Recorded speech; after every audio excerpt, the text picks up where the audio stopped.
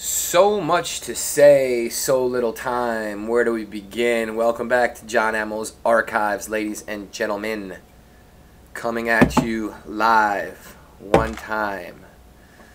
Sorry for my little 2-week hiatus there. Turns out that woke up one morning and John Ammo's webcam was snapped in half. There used to be a long piece between here. It's not there anymore. Now, ladies and gentlemen, we should all take sombrance in this webcam going down really quickly, by the way.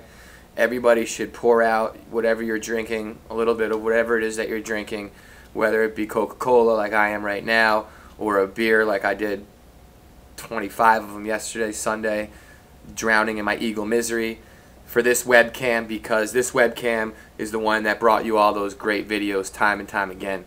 So this one's for the webcam.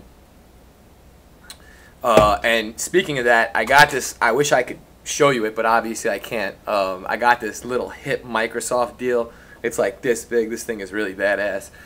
I'm really impressed with my webcam. It was on sale too. I was actually looking for one of the ones with the remote control, like Halen has, so I could kind of just zap it whenever I want. But unfortunately, Best Buy didn't have one, so I'm still not as cool as you, I guess, huh? Anyway, we got to keep this like moving because I just shot a test video and I had a lot to say and I ran over the time. So where do we begin? Starting off, I want to say that it's obviously, being a diehard New York Mets and a diehard Philadelphia Eagle fan, I don't understand the combination either. If I was a Phillies fan, I would have been enjoying a good playoff run right now too. But I'm not, and I'm a Met fan, and, you know, it's been a rough couple weeks for me, no doubt. I know there's going to be some people saying that, you know, I ran away again, or, you know, I don't eat crow, and, you know, whatever, and that's not the case. My webcam actually did break, coincidentally at the same time of a 2-game Eagle losing skid.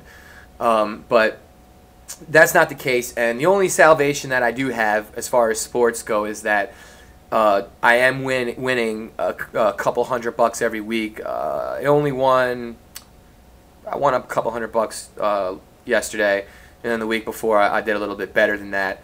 I'm hitting on a lot of my parlays. Unfortunately, the Eagles the last couple weeks have been killing me. Otherwise, I would have even been doing better. But that being said, the last 2 weeks, as far as the Philadelphia Eagles, have been admittingly rough. I'm not gonna lie. It's been, you know, very tough to watch the games, especially when, you know, they're not performing up to the level that you think that you expected them to, or that you thought they could. As far as the Bears game goes, I heard some comments out there, you know, saying that our offense was flat, and, you know, my brother was saying that our offense was flat. But to be honest with you, if David Akers, who I'll talk about in a second, makes those two 40-plus yard field goals that he hasn't made in over a year, and if we put the ball away in one of those 4 chances that we got in goal line territory, we put up 31 or 33 points. And even with our offense not looking the greatest, 31 or 33 points, you know, I'll take that all day. But, you know, here goes my my love-hate relationship with Andy Reid again. You guys know I love the guy for his general management moves, his ability to draft players, but I've questioned this guy's play calling for 2-3 years now on YouTube, and I'm going to continue to do it. And, you know, you don't run the ball. No. Whoever said you run the ball, that's normal, up the middle. No, you don't. You don't run the ball 4 times up the middle in a row against Brian Urlacher and Lance Briggs, especially if it doesn't work the first 2.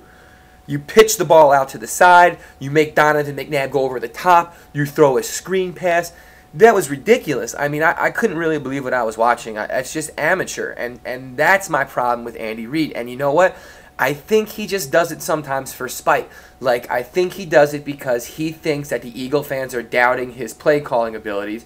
So then he goes out and he has to force it and try to stuff the ball in there when it's clearly not working. Against Lance Briggs and Brian Urlacher, for God's sakes, man. And then, you know, David Akers in the last 2 weeks now has missed every 40-plus yard field goal. He missed 2 against the Bears, cost us the ball game. He missed 1 against the Redskins, cost us the ball game. I mean, if you the guy, and this isn't like a new thing now. This has been going on for 2 years consistently. Consistently now, this guy cannot make a 40-plus yard field goal. I mean, how frustrating is that? I played soccer growing up. I'm pretty sure I could bang a 45-yarder through. Shit, I'll work for 1/4 of the money that he's working for, too. I mean, it gets to the point where you're just like, why is this guy realistically still employed on the Eagles? Like, I don't understand at all. I don't get it. You know, and Donovan, love the guy. You guys know I do. I was supporting him. He's having a great season, but he's so streaky, man. Like, he shows up, he comes out, he puts up 14 points, he disappears for 3 quarters, he comes back, he fumbles the ball, the other team wins. I mean, when am I going to see the complete package? When am I going to see him actually start to finish play a great ball game like he did against the St. Louis Rams or against the Dallas Cowboys? Like, when am I going to see this? Or against another team that we play, against the Steelers, but he didn't play good against the Steelers. He played like shit. He had a good first half though.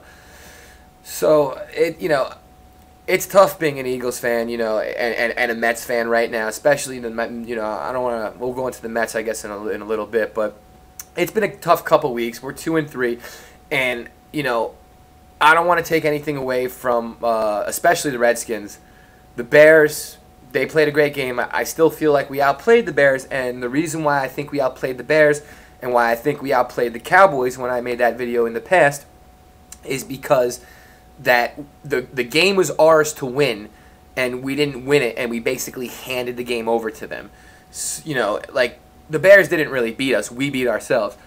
The Redskins, they played a solid game, came out flat. We scored 14 quick points. I thought we were going to crush them, and I would have won some good money off that, by the way. And then, all of a sudden, 14 points are on the board, and Donovan McNabb, what does he do? He just disappears for, 2.5 quarters, just disappears. And it's just play after play after punt after punt. And Andy Reid's play calling sucks. And I'm tired of watching this West Coast wannabe offense. When are they going to step up and use Donovan McNabb's arm? He didn't go downfield once the whole game, I don't think. We should be in a run-and-shoot offense and occasionally throw some screen passes. This dink-and-dunk bullshit is for Jeff Garcia, man. Donovan McNabb has one of the biggest cannon arms in the league. And actually, you know what? I don't blame McNabb that much. I blame more Andy Reid for his shitty play calling the whole entire game with your dink-and-dunk bullshit offense when you should have been airing it out. I haven't watched anybody's videos. Apparently, one of my fellow Eagle fans called me the other day. He said a couple of couple guys were popping smack, and I don't have a response as of right now. I haven't seen any other videos, but from what I hear, somebody did an imitation of me after I did an imitation of them. That's the best you got, really? I'm gonna check it out in a few minutes. I'm kind of busy right now, but I'm gonna check it out in a few minutes. We'll see what we got. We'll see what we got, but. An imitation for an imitation. That's how we're going to do it. And I heard there's another couple videos out there I might want to check out. So, that being... so, moving on. I just wanted to say congratulations to the Chicago Bears. Congratulations to the Washington Redskins for first place and for beating the Cowboys and the fucking Eagles 2 weeks in a row.